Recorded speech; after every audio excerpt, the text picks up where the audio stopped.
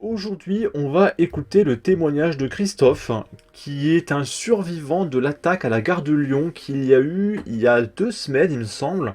Après, peut-être que je confonds parce qu'il y a des fusillades tous les jours, en fait, en France.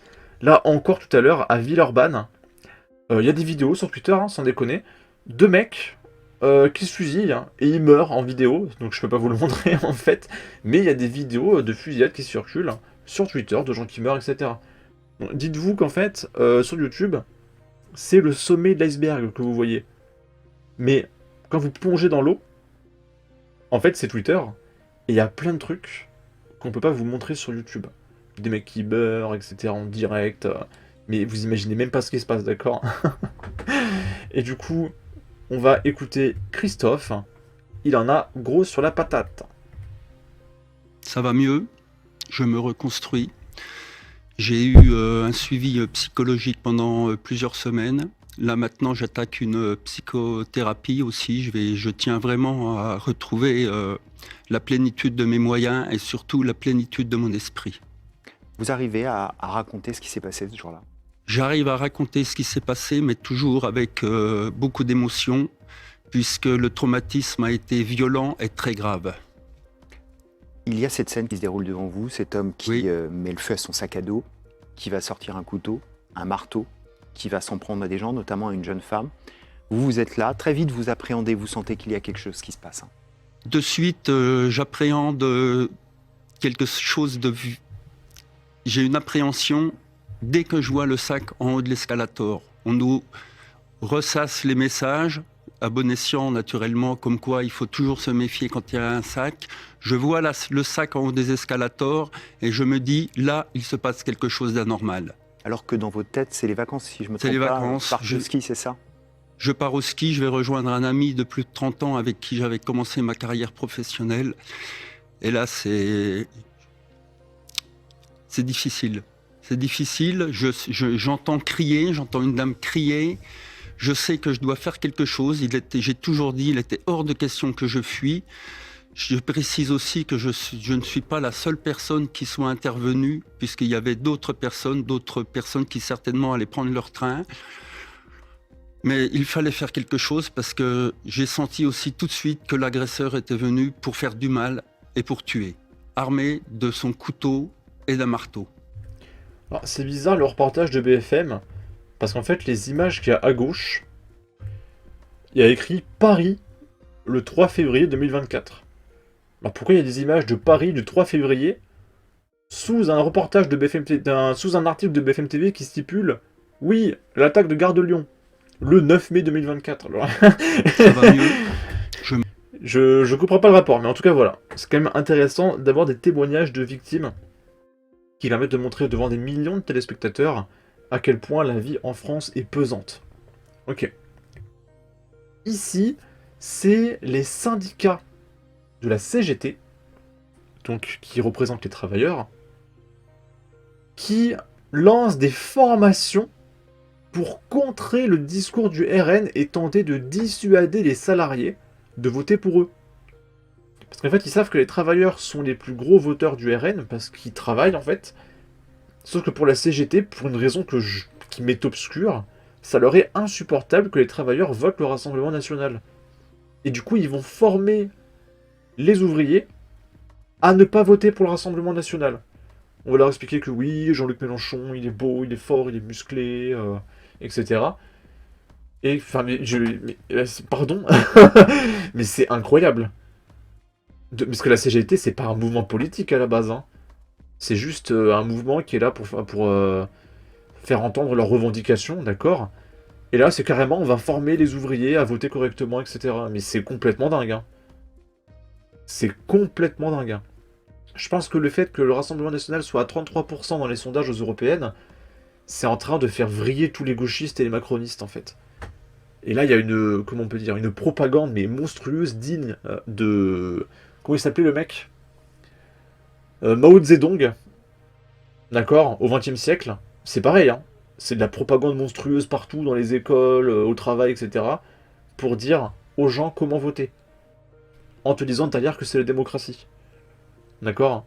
Alors je suis désolé, mais ça me rappelle, je l'ai pas vécu, mais Et ça me fait penser aux propagandes de Mao Zedong, d'accord? Alors que la liste menée par Jordan Bardella caracole en tête des sondages pour les élections européennes, les syndicats multiplient les initiatives pour tenter de dissuader les salariés de voter pour le Rassemblement national. Un RN qui influence de plus en plus les salariés, y compris ceux qui se disent proches des syndicats ou qui en sont adhérents. Et c'est normal, parce que le Parti des travailleurs, c'est le Rassemblement national.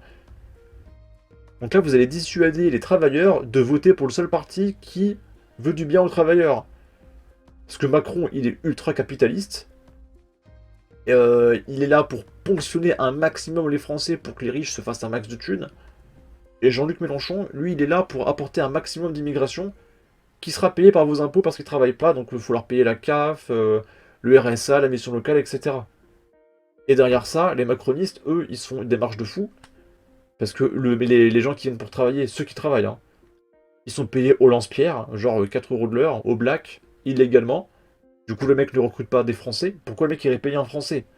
Alors qu'un migrant pakistanais, c'est 4 € l'heure, tu vois. C'est insupportable. Et non, il faut pas voter pour le Rassemblement national. D'accord.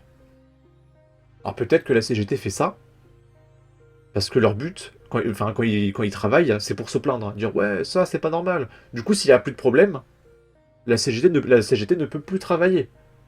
Donc peut-être que l'objectif de la CGT, c'est de conserver les problèmes actuels du pays pour pouvoir continuer de se plaindre. Parce que si le RN passe et qu'il n'y a plus de problème, il n'y aura plus de CGT. Peut-être que c'est ça le problème. Hein. Des syndicats proposent des sessions de formation pour apprendre à lutter contre les idées et les arguments.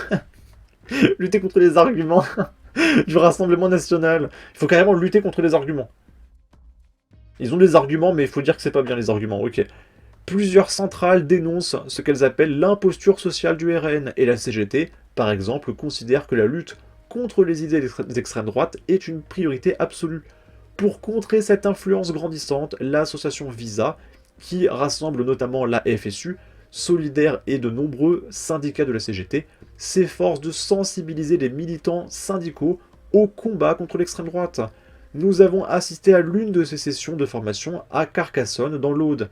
Dès le début de la session, l'animateur jette un froid dans l'assistance. Sur les 13 millions d'électeurs de Marine Le Pen, en 2022, il y avait beaucoup de salariés, sûrement des syndiqués, probablement certains qu'ils connaissent bien. Beaucoup reconnaissent ne pas toujours savoir quoi dire à un collègue proche du RN. Tiens, c'est trop problématique, hein. Puis qu'est-ce qu'on peut lui dire? Bah, je sais pas, laisse-lui voter qui il veut, en fait. Ça s'appelle la démocratie. C'est incroyable. En fait, ils ont un énorme problème avec la démocratie. Ils n'arrivent pas à comprendre qu'il y a des gens qui peuvent avoir des idées différentes de la leur. C'est insupportable. Et dans certains cas, éviter le dialogue. Patricia, secrétaire médicale et militante CGT, pense, elle, que les syndicats devraient être plus vigilants. On peut se retrouver confronté à des collègues qui ont des idées du RN, y compris dans le syndicat, reconnaît-elle. C'est très compliqué, donc il faut bien faire de la prévention. Y compris auprès de nos jeunes. Désolé, ça me fait marrer. Il faut leur expliquer à quoi sert le syndicat, que ce n'est pas perso mais collectif. LOL, bah... ça n'a aucun sens, bref. Avec des idées et des valeurs, hein. Ok, je comprends pas. Là, il est en train de dire, oui, le RN, c'est pas bien, donc faites exactement ce que disent le RN, à savoir, ayez des valeurs, soyez pas perso, etc. Ok, pourquoi pas. Pourquoi pas, ok. Bref, on va regarder les commentaires et on va se quitter sur ça. En 2027, il faudra supprimer toutes les subventions des syndicats et interdire tout prosélytisme religieux ou politique.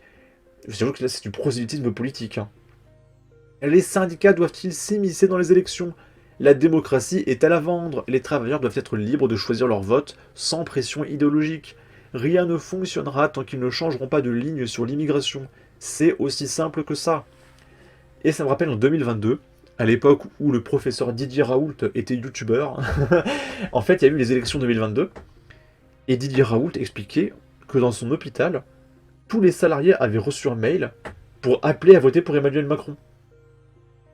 Les docteurs, je sais pas, les gynécologues, les dermatologues, tout le monde.